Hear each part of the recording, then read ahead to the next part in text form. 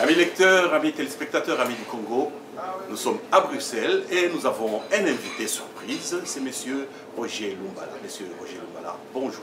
Bonjour. Il circule sur Internet que vous êtes à Kigali et pourtant vous êtes à Bruxelles. Comment expliquer cette duplicité? Vous savez, depuis un certain temps, je suis devenu un homme que l'on voit partout. À Kinshasa, on me voit dans les bâtiments du Grand Hôtel avec certains Congolais pour préparer mon entrée dans le gouvernement. On me voit en Ouganda, on m'a vu dernièrement en Chine et aussi à Kigali. Alors que j'étais en Afrique du Sud, le 11 avril, j'ai pris l'avion, la compagnie Rwandair, pour Johannesburg, où je suis arrivé à 22 heures. Vous savez, actuellement, à l'ère atomique, il est facile d'aller dans une agence de voyage pour vérifier seulement avec les noms et avec la compagnie d'aviation le déplacement d'un individu d'un point à un autre. J'ai quitté Kampala à Entebbe, j'ai transité par Kigali où j'ai fait 1 heure à l'aéroport et j'ai atterri à Johannesburg à 22 heures. Les cachets de l'entrée de l'aéroport international Tembo et fait froid. Mais j'étais surpris d'apprendre qu'il y a eu des interventions intempestives de mes compatriotes congolais à Kinshasa pour dire que Roger Lumbala était à Kigali voir le président Kagame avec le soutien du président Museveni pour fomenter un coup contre la République. Je tiens à préciser que depuis qu'il y a eu signature de déclaration de Nairobi, nous avons enterré la hache de la guerre. Nous voulons la paix qui a été recommandée par la communauté internationale. J'avais accueilli avec satisfaction le mot du président Joseph Kabila qu'il a tenu, ou qu'il a fait devant la majorité présidentielle à Kingakati, où il a dit qu'il était favorable au retour de M. Roger Lumbala. Il vous a cité nommément. Il m'a cité nommément. Mais le fait qu'ils disent à ces hommes que M. Roger Lumbala revient, ça a causé une panique énorme dans les rangs de la majorité. Chacun essaye maintenant de mener son combat contre M. Lumbala et chercher tous les moyens possibles pour empêcher le retour de M. Lumbala en République démocratique du Congo. En fait, ces gens-là ne combattent pas M. Lumbala. Ils combattent leur propre président. Parce que quand un président vous dit, votre chef de la majorité vous dit que telle personne va revenir et que vous commencez à combattre cette personne-là, cela signifie, pour moi et pour l'ensemble des gens qui sont avec moi, qu'ils ne sont pas avec leur chef, ils les combattent indirectement parce qu'ils combattent les propos qui sont tenus par leur chef. Nous avons déjà enterré la hache de la guerre et Roger Lumbala attend aujourd'hui le formulaire pour signer et entamer le processus du retour en République démocratique du Congo, qu'il le veuille ou non.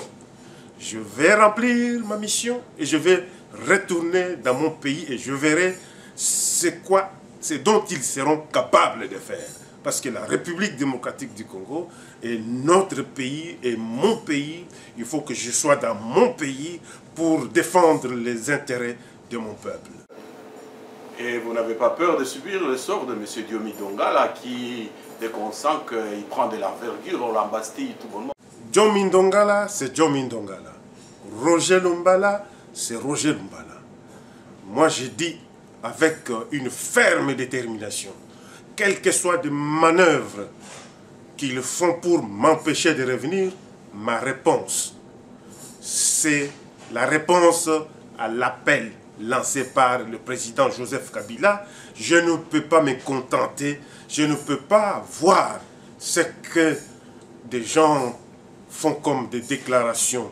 Ils ont des raisons qui les poussent à chercher à repousser M. Roger Lumbala. Mais j'ai dit, si réellement le président Kabila avait dit que Roger Lumbala, pour ce qui concerne la cohésion nationale, il va rentrer en République démocratique du Congo, je le ferai sans hésitation. Mais il me semble qu'il y a même des mandats d'arrêt contre vous, signés par la République.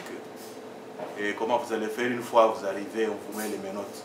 Les mandats d'arrêt, dans quel pays? Je tiens à vous dire que j'étais en Ouganda, je n'ai pas vu les mandats. J'étais en Afrique du Sud, je n'ai pas vu les mandats. Je suis ici avec vous, je n'ai pas vu le mandat. Je vais aller partout au monde parce que toute nation civilisée ne peut accepter aucun mandat qui est émis sur la place internationale par la République démocratique du Congo.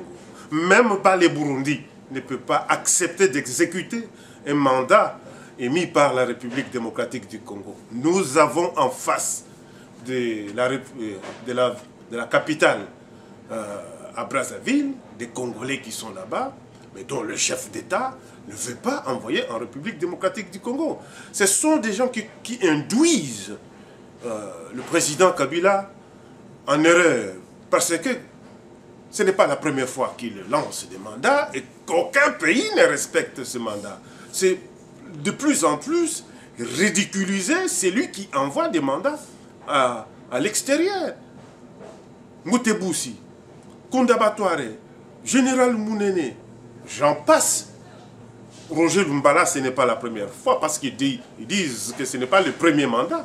Mais je circule librement depuis que j'ai été victime d'une tentative d'enlèvement à Bujumbura, et vous le savez. Je ne vais pas entrer dans des polémiques, je dis tout simplement, le chef de l'État, Joseph Kabila Kabange, avait déjà lancé l'appel de mon retour. Je répondrai à cette invitation, à cet appel, sans tenir compte de qui que ce soit en République démocratique du Congo, des hommes et des femmes qui défendent leur beefsteak et qui pensent qu'à mon retour, ils vont perdre leur beefsteak. Roger Lumbala, je vais revenir dans mon pays sans que cela ne m'inquiète même une fois. Mais une question d'actualité. Ce que vous appelez majorité présidentielle, le PPRD, il s'agite par rapport à la Constitution. Et que pensez-vous d'un forcing éventuel de ces gens-là pour laisser M. Kabila au pouvoir? Je ne pense pas. Il appartient seulement à M. Kabila qui est concerné, qui est le premier concerné. Lorsqu'il prendra la décision de dire qu'il veut changer la Constitution, Roger Lumbala, je prendrai position. Aujourd'hui, tant que lui n'a pas encore pris position, je ne peux pas prendre position en fonction des agitations de certains Congolais qui sont là pour remuer les couteaux dans la plaie des Congolais qui souffrent jusqu'à présent.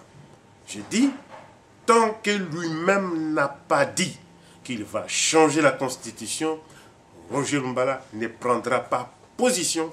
Parce que si je vous réponds aujourd'hui, ce n'est pas parce que les autres ont parlé de moi, c'est ce qui est tout à fait naturel que l'on parle d'un futur candidat président de la République. C'est pourquoi il y a les uns et les autres qui s'agitent autour même de mes déplacements, tout simplement. Mais je dis que je réponds aujourd'hui à ce que le président Joseph Kabila lui-même a dit à ses collaborateurs, aux membres de la majorité, que bientôt Roger Lumbala sera de retour en République démocratique du Congo. Bien, Monsieur Roger Lumbala, nous vivons à l'étranger et vous connaissez la position des Congolais qui vivent à l'étranger par rapport aux institutions en place. Pour nous, ici, le 28 novembre 2011, l'horloge de la démocratie s'est arrêtée. Et qu'est-ce que vous avez à dire par rapport à tous les combattants, à tous les Congolais qui vivent à l'étranger? À tous les combattants, à tous les Congolais qui vivent à l'étranger, comme à tous les Congolais qui vivent en République démocratique du Congo. En 2016, il y aura élection, qu'on le veuille ou non. Roger Lumbala, je suis candidat, à condition que M. Etienne Tshisekedi Wamulumba ne se représente pas. S'il ne se représente pas, je serai candidat, j'aurai les épaules larges pour porter tout le malheur des citoyens congolais. Et j'avais dit et j'ai redit, au cas où je serai élu, je ferai tout pour rendre l'impérium à M. Etienne Tshisekedi Wamulumba, parce que je ne poserai qu'une seule question après mon élection au référendum populaire au peuple congolais. Est-ce que en 2011, Etienne Tshisekedi a été élu, oui ou non? Si la réponse est majoritairement oui, je mettrai de mécanismes constitutionnels en place pour permettre à ce que celui en qui je crois, celui que je considère comme le mythe, comme une légende de la République démocratique du Congo, notre pays, M. Etienne Tshisekedi, puisse récupérer son impérium et gérer la République pendant 5 ans. Voici le message que je donne à tout celui qui réfléchit dans le sens de récupérer ou d'aider M. Tshisekedi à obtenir la victoire qu'il a méritée en 2011.